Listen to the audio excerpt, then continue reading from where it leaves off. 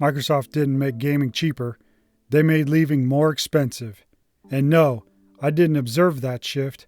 I paid into it every year through Xbox Live and every month through Game Pass. Now yes, Game Pass is a good deal. $15 a month for a rotating library of games is perfectly reasonable if you actually use it.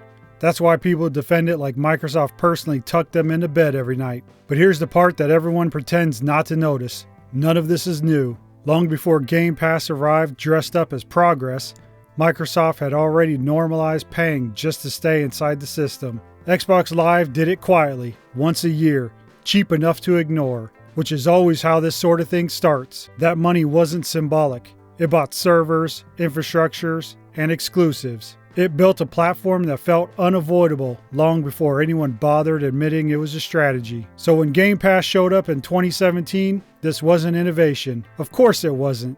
It was execution. The groundwork was done. The behavior was settled. The price didn't need to shock anyone. The catalog didn't need to convince anyone. The only thing that changed was how often the meter ran. Yearly became monthly, ownership became access, and canceling stopped feeling neutral. It started feeling like you were losing something. Funny how that works. None of this was chaotic. Chaos doesn't scale.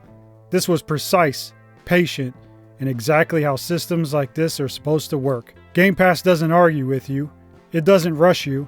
It just sits there being reasonable and waits for time to do the heavy lifting. And while people argued endlessly about whether $15 was worth it, something else compounded quietly in the background. Ownership versus access. One grows, the other expires. The difference between those two paths? 669%. No drama, no genius, just time pointing in one direction. So here's the verdict. User fairness, 8.5 out of 10. And investor outcome, 7 out of 10. They didn't monetize games, they monetized time. If you want to watch a video that's going to annoy some people, click here.